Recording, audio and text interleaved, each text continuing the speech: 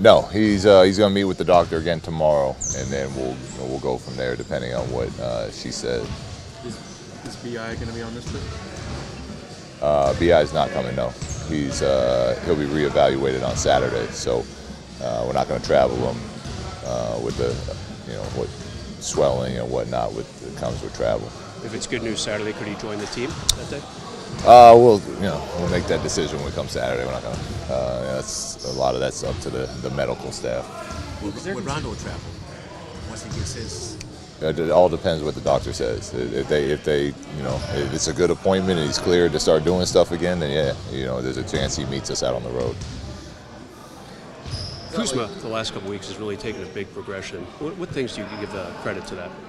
Hard work, wanting to be great, wanting to win, wanting for our team to succeed. He's a natural scorer, but for him to really reach his best and us to reach our best, he's got to do more.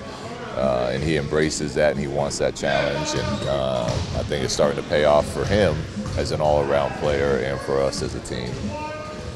It's kind of weird going back to Houston. Obviously, you guys had the fight here, but Brandon and Rondo are going. Is there any sort of extra level of preparation you have after, an engagement like that? No. We got a game to play. We got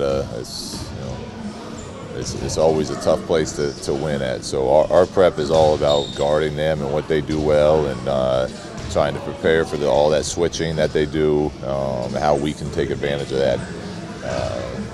That's the only place our mind's at.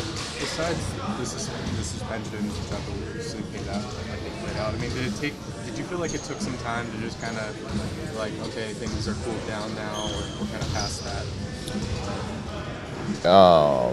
No, I don't. The thing that we never want to fight. Like we're not good with that. But the only thing that hurt about that was us losing time together. I think it's we're showing now the more we get to know each other, and the more we can practice and play together in games and understand each other, the better we become as a team. And we miss valuable time with Brandon and Rondo early in the season, and now we're missing it for different reasons now with them.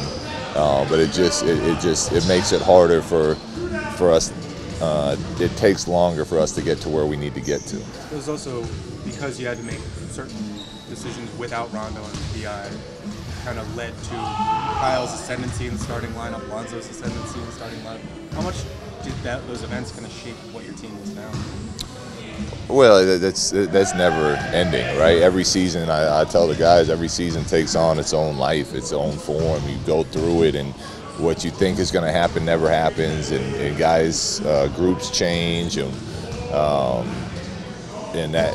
that's where we're at now, and there'll be more changes by the end of the season. So that definitely played a part in it. How much, I can't tell you, but that's why we're always open and looking, for different ways for our team to succeed, and we'll continue to find those. Coming into the year, did you think there was a chance you would end up, as you felt your way through the season, that you would end up with a starting five, when healthy, with Brandon at the 2, Kyle at the 4? Did you think there was a chance that you guys would get there eventually, or was that a surprise?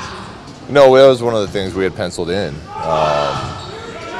It wasn't what we obviously thought to start, because we went in a different direction. But that was always one of the plans we would look at getting to if other things didn't work out. With Houston coming up, why is it as hard as it is to keep Martin off the line? Well, it's the way that the rules are now. You can't touch anybody, and Harden is as skilled as anybody in our league offensively. He's a brilliant shooter. He's got his go-to moves are shots you normally want people taking. Step back fadeaways, and so you got to get all over him to take that away, and then when he drives, it's natural to get physical with somebody. So he's just he's a nightmare matchup for every team. But we got to be disciplined, and we got to keep him off the foul line.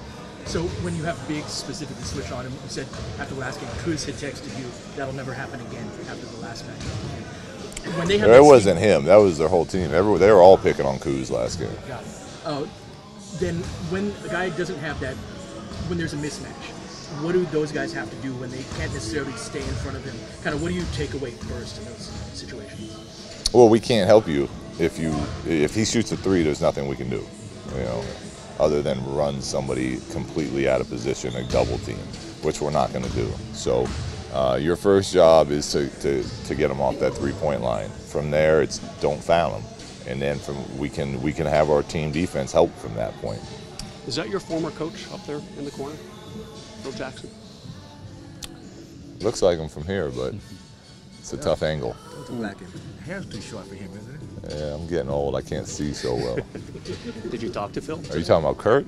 No, that's just across from him. Not Kurt. We don't care about Kurt, man. I have not talked to Phil today, no.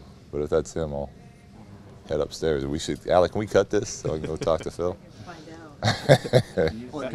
Do you confer with him during the season? Even when the 1 year I semi-retired, Phil's someone I like to stay in constant communication with. Do you think he'd be proud of you right now, the job you're doing? You'd have to ask Phil that. You guys won 6 of 7 since that loss in Denver. Do you think that there was lessons learned that helped you since that point?